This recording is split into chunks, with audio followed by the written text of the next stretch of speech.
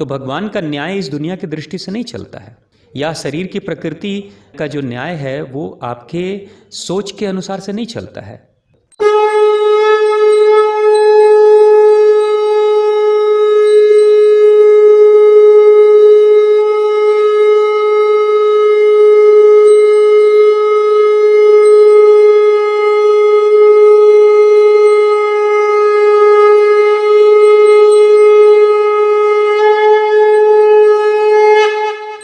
ओम श्री कालिके शुभदेवी सूर्यकूट निवासने रक्षमार्त महामाय विश्वरूपे नमस्तुते।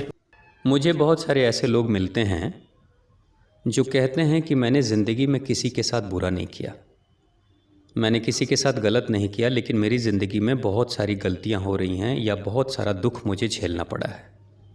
जैसे शारीरिक स्तर पे भी मुझे अभी कुछ दिन पहले एक बाबूजी मिले कि मैंने किसी के लिए बुरा नहीं किया, लेकिन मेरे शरीर में इतनी बीमारियां हो गई हैं, इतना मैं झेल रहा हूँ, इतनी तकलीफ़ में हूँ, आखिर किस पाप की सज़ा मुझे मिल रही है, ऐसा वो कहते हैं और बार बार मैं सुनता हूँ उनसे।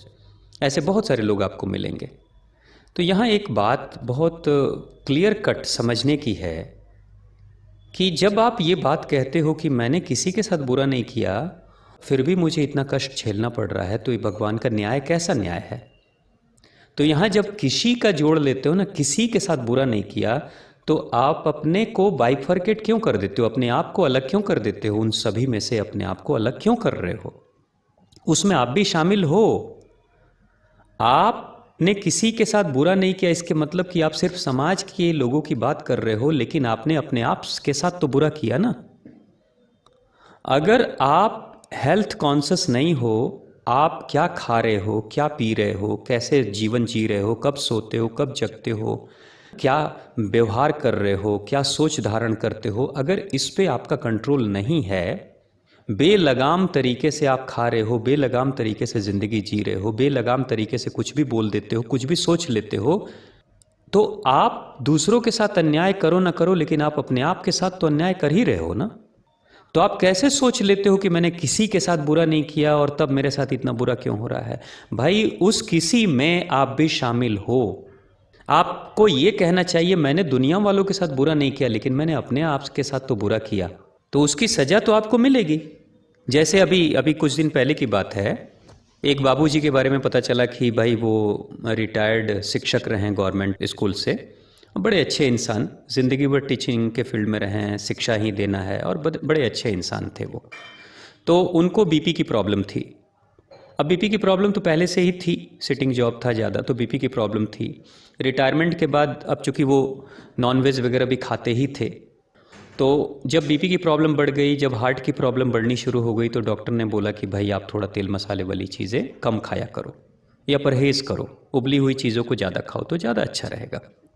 वो एक बात बार बार कहते थे कि अगर आपका मन अच्छा है और आप किसी के साथ बुरा नहीं कर रहे हो तो आपके साथ बुरा नहीं होगा, बार बार वो कहते थे। चूँकि शिक्षक थे तो शिक्षक अक्सर बाई प्रोफेशन अच्छे ही होते हैं, ज़्यादातर शिक्षकों को मैंने अच्छा ही देखा है। तो वो बार बार यही कहते थे, अपने छात्रों को यही समझाते थे कि भाई देखो, तुम अगर किसी के साथ बुरा नहीं कर रहे हो तो तुम्हारे साथ भी बुरा नहीं होगा, भगवान तुम्हारे को भी अच्छे से रखेंगे।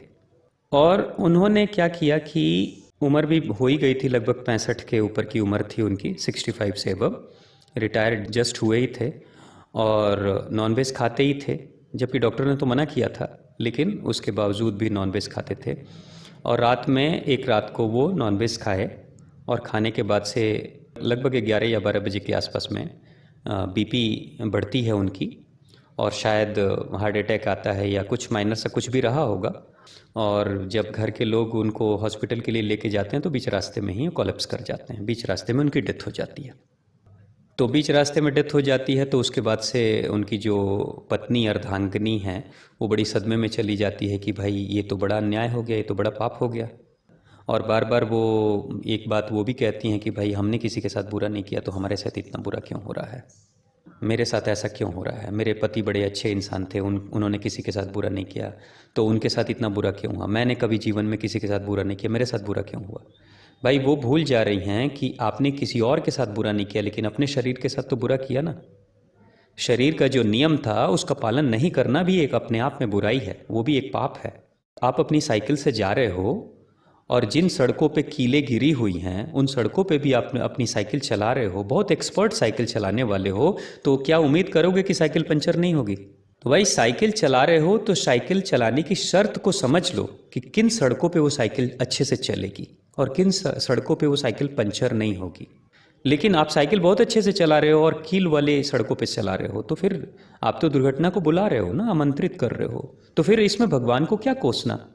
वही हालत है कि उनकी डेथ अगर हो जाती है और पत्नी को ये शिकायत रहती है कि मेरे पति जीवन में किसी के साथ बुरा नहीं किए, अपने साथ तो बुरा कर रहे थे ना। डॉक्टर ने तो चेतावनी दे दी थी कि भाई आप तेल मसाले वाली चीज़ें मत खाओ।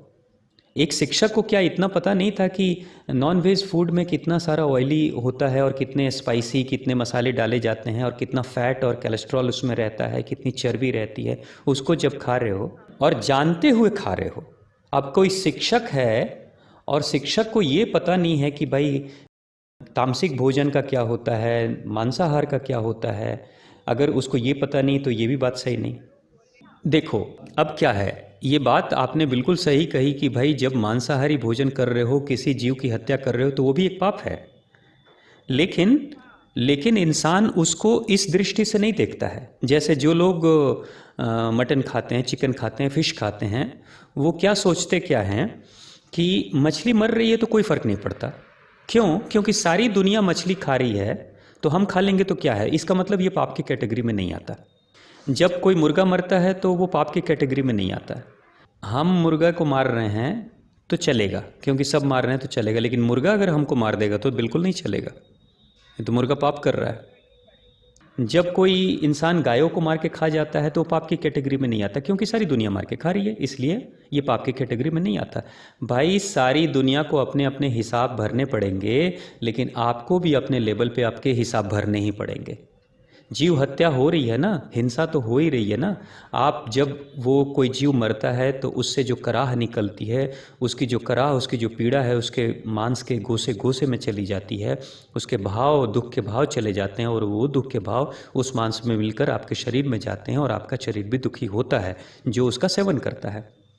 तो दुनिया में अगर कोई चीज़ सभी लोग कर रहे हैं और वो गलत है लेकिन सभी लोग कर रहे हैं, तो इसका मतलब वो लीगलाइज्ड नहीं हो जाता है। अगर किसी शहर के सारे लोग चोरी करते हैं तो इसका मतलब ये नहीं है कि चोरी लीगल है। चोरी तो चोरी हमेशा रहेगी, इलीगल ही रहेगी और गलत ही है, अनैतिक ही है।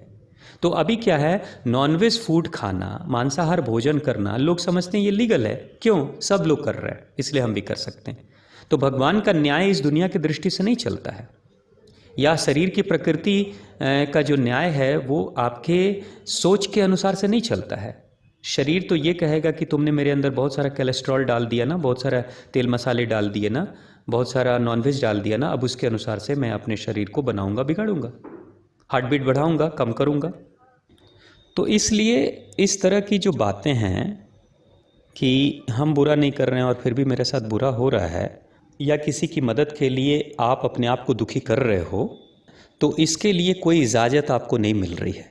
आपको ये कहा गया है कि दुखी मत करो, ना दूसरों को ना खुद को। चाहे कोई भी काम करो, आप विन विन के सिचुएशन में रहो। खुद भी जीतो, दूसरों को भी जिताओ। खुद भी खुश रहो, दूसरों को भी खुश रखो। ये नहीं कि दूसरों की मदद के लिए अपने आप को दुखी कर दिया, तो फिर कुछ दिनों में आप मानसिक तनाव में चले आओगे। मानसिक तनाव में चले आओगे तो आप किसी को दूसरे आने वाले भविष्य में किसी इंसान की मदद करने लायक नहीं रहोगे। फिर तो अपने आप के लिए बोझ बन जाओगे। आपको अपने आप के साथ भी न्याय करना है, क्योंकि ये जो बॉडी आपको मिली है, ये बॉडी जो मिली है, ये भगवान का गिफ्ट है। ऐसा नहीं है कि इसके साथ कैसा भी शोषण कर लोगे, कैसा भी दुरुपयोग इसका कर लोगे। अगर आप दुरुपयोग कर रहे हो, उस बॉडी को बहुत बीमार कर रहे हो, जानबूझकर बीमार। एक देखो, उम्र के साथ बीमारी आ जाए अलग बात है।